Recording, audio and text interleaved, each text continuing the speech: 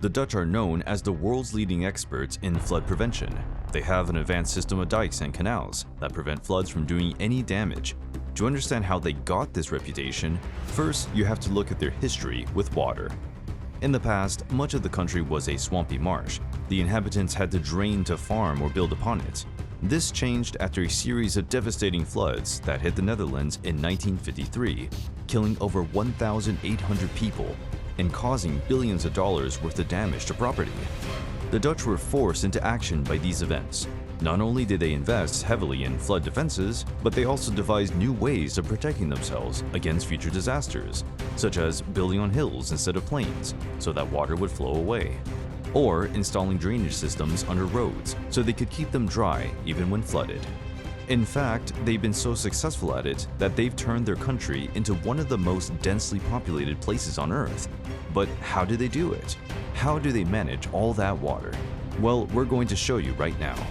Before we dive into today's video, please hit the like button and subscribe to our YouTube channel if you haven't done so already. Also, tap on the bell icon to turn on notifications for our channel. This way, you will be notified when we next upload a video. Without further ado, let's dive in. The Dutch people are known for their love of nature and water. They embrace the idea that living in harmony with nature is an important part of life. In fact, it's not uncommon to see families out on bicycles, walking, or just enjoying lunch at one of the many parks that dot the landscape of Amsterdam or Haarlem. The Dutch have a long history with water sports as well, from sailing to windsurfing and kayaking, and they take the advantage of all types of natural resources available in their country. Lakes, rivers, and even ocean currents, which can be harnessed through windmills. The Dutch attitude towards water is one of respect and conservation. They have learned that managing natural resources can help protect against floods, droughts, and other environmental disasters like hurricanes.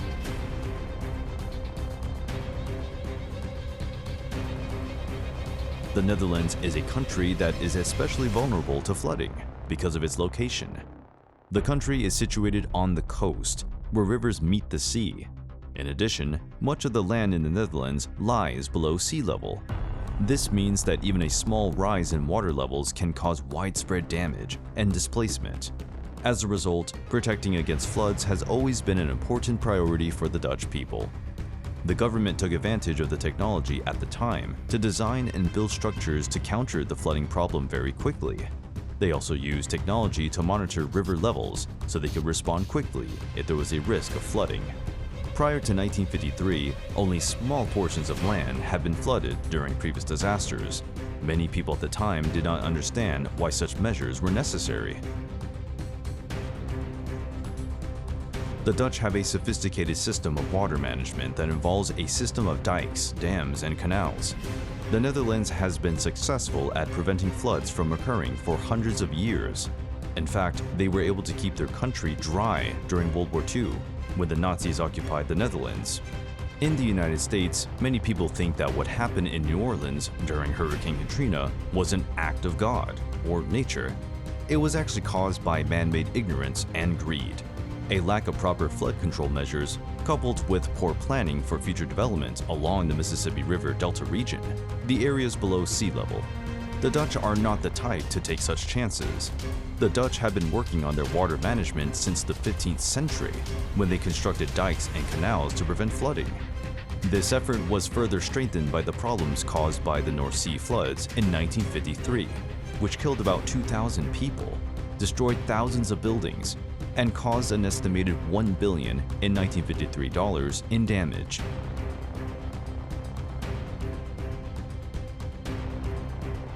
First, they have a system of dikes and canals that control water flow and drainage.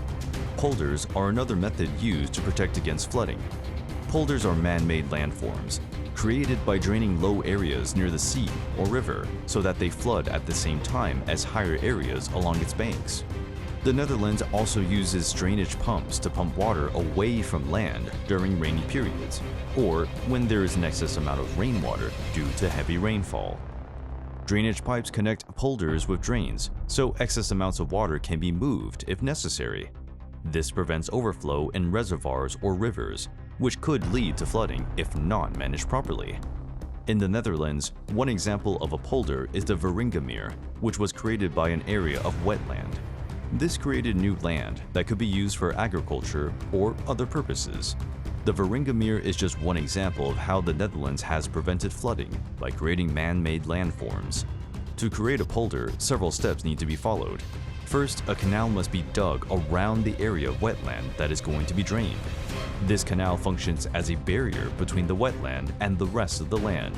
Next, pumps are used to remove water from the wetland and pump it into the canal. Once all of the water has been removed, dikes or levees can be built inside the former wetland area. These dikes keep any remaining water out so that new land can be created within what was once a body of water.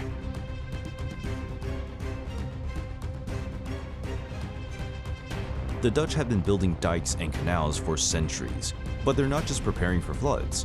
Their goal is to control water and use it to their advantage. Canals are used to control the level of water in areas where flooding is a problem.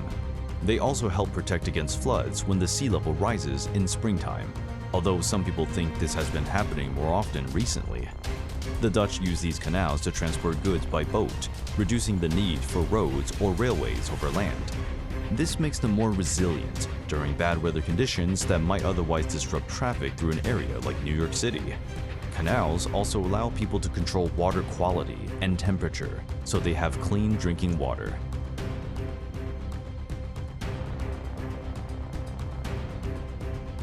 The Netherlands has a long history of water management.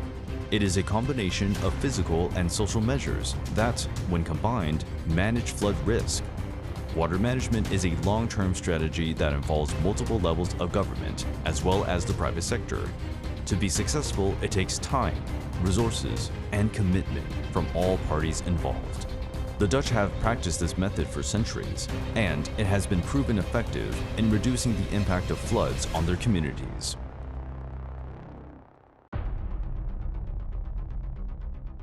One important lesson from the Dutch flood prevention system is that water management is important.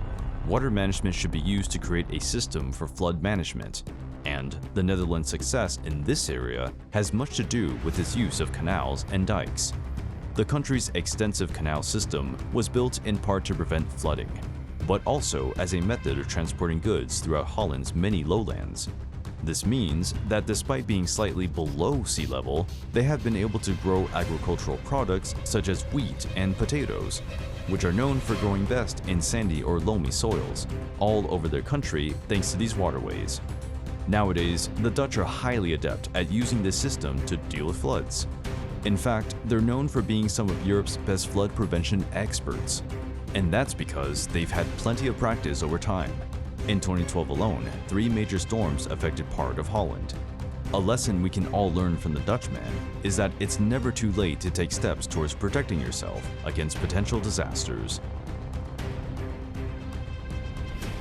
The Dutch have always had an intimate relationship with water. They love it, they hate it, they are afraid of it, and they use it to make their country more beautiful. The Netherlands is the perfect example of how water can be managed and used as a source of natural beauty if we learn to respect its power. Let us know what you think of the great engineers and leadership that built this system in the comment section below. Give a thumbs up if you like this video. Don't forget to subscribe and hit that bell icon for more videos like this. We'll see you in our next video.